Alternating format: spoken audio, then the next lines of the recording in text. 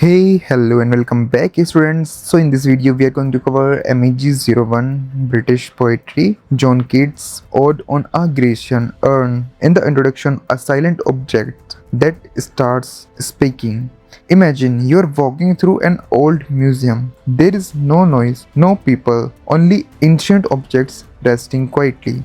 Suddenly, your eyes stop at the one object, a Grecian urn, an ancient clay pot from Greece. It is not moving, it is not speaking, but it is full of pictures carved on its surface. You begin to look closely, and slowly the urn begins to tell a story without words. This is exactly how John Keats experienced the urn. From the silent object, Keats creates one of the most philosophical poems in the English literature, Ode on a Grecian Urn. This poem is about beauty, art, time, human suffering, and that is why IGNOU repeatedly asks questions from this poem. What is an ode? An ode is a serious lyrical poem written in praise of something, expressing deep thoughts and emotions. Here, Keats is not praising a person, he is praising art itself. The urn becomes a teacher, a philosopher, a silent guide. In the Stanza-1, the urn as a silent historian, Keats begins by addressing the urn directly. He calls it still unravished bride of quietness, foster child of silence and slow time.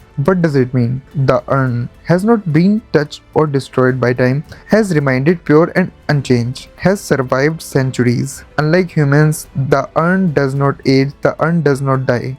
Keats also calls it is a historian. Why? Because the urn records stories of ancient life, preserves moment forever, tells history silently. The urn tells stories more powerfully than written words. In stanza 2, the music you cannot hear. Now Keats notices musicians carved on the urn. They are playing pipes, but there is something strange. You cannot hear the music. Keats says, heard melodies are sweet, but those unheard are sweeter. Why is unheard music sweeter? Because real music ends. It fades away. It exists only for a moment. But imagined music never ends, never fades. Lives forever in the mind, lives forever in the mind. Imaginations create perfection. This reflects romantic belief. Inner experience is more powerful than physical reality. In this stanza number 2, the lovers who never kiss. Keats then looks at a scene of lovers. The lover is very close to his beloved, but he will never kiss her. At first, this feels sad, but Keats changes our thinking. He says, their love will never fade, their desire will never disappear. They will remain young forever. In real life, love fades, passion weakens, beauty deceases. On the urn, love is eternal.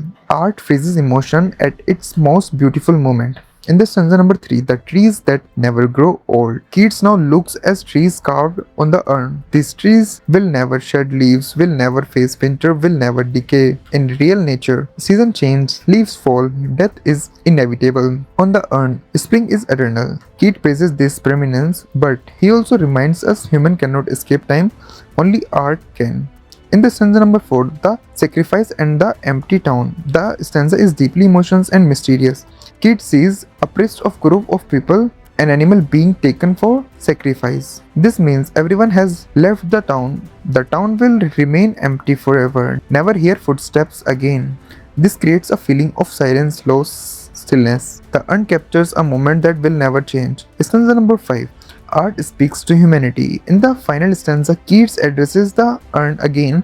He understands that the urn is cold, the urn is silent, the urn cannot feel pain. Yes, it teaches humanity a powerful lesson. The urn tells us beauty is truth, truth, beauty. Beauty is truth, truth, beauty, deep but simple meaning. This line confuses many students. Let's make it very clear. Keats does not mean scientific truth, logical facts. He means emotional truth, human truth, spiritual truth. Keats believes beauty gives meanings to life. Beauty helps us survive pain. Beauty itself is enough. When human experience true beauty, they understand life deeply. This line is extremely important for IGNOU exams. Now let's talk about the central idea of the poem. Keats compares human life and art. Human life, temporary, painful, full of loss and in death. In the art, permanent, calm, eternal, free from suffering. Art cannot live like humans. Humans cannot last like art. But humans can learn comfort from art, find peace in beauty. Romantic features in the poem. This poem clearly shows romanticism, love for beauty, power of imaginations, emotions over logic, acceptance of pain, art as spiritual comfort. Criticism. Some critics says art is lifeless, the urn lacks form, but Keats never rejects life. He shows art as a comfort, not a replacement, beauty as support, not escape. Always write balanced criticism in exam.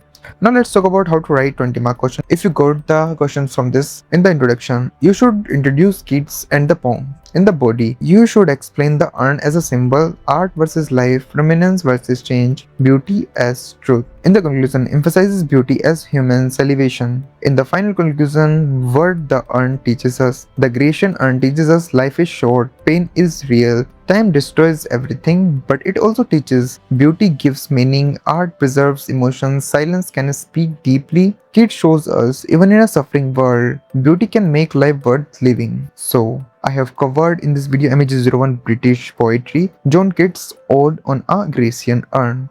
So that's it, the explanation of this video. I'll see you in the next video.